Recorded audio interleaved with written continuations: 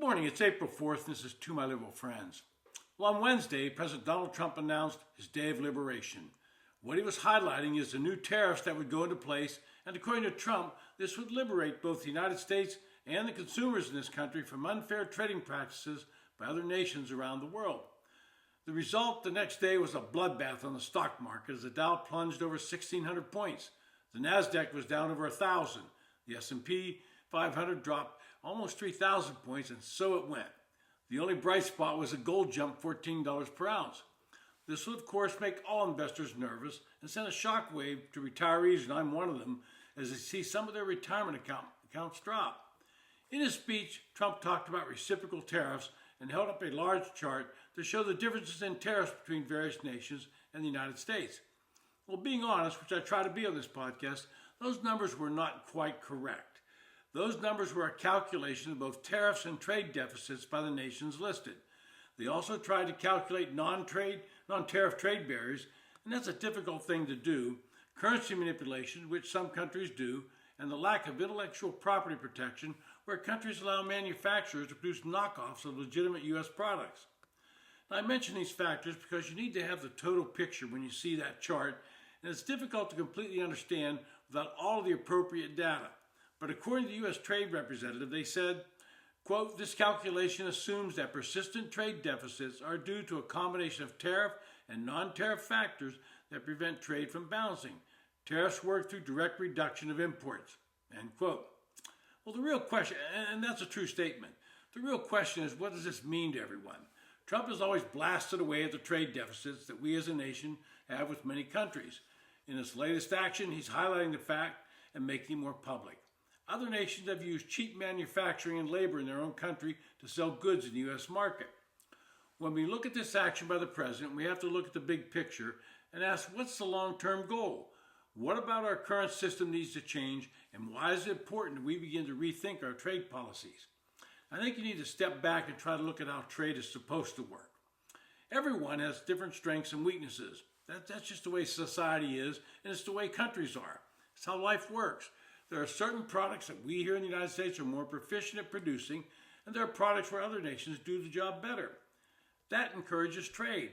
We send the countries the products we produce efficiently, and they in turn send us the products where they're better at it. Both nations benefit. That's not what has evolved in the current world of trade. You have nations like the United States that have an open capitalist system and an open trading system. This allows the citizens of these open trading nations to really enjoy a higher standard of living. Then you have nations that have industrial policies that are not designed to increase the standard of living of their citizens, but simply to generate wealth for the nation.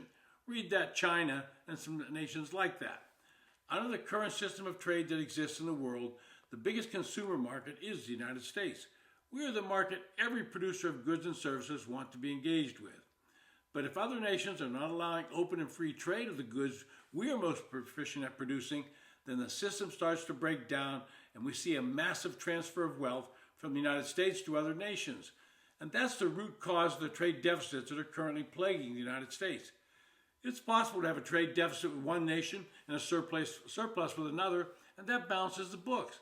But if one nation, specifically the United States, starts having hundreds of billions of dollars in trade deficits year on, year out, right now the United States is running a trade deficit around $800 billion a year, then the system of trade is slanted heavily toward those that export to the United States and limit imports from us.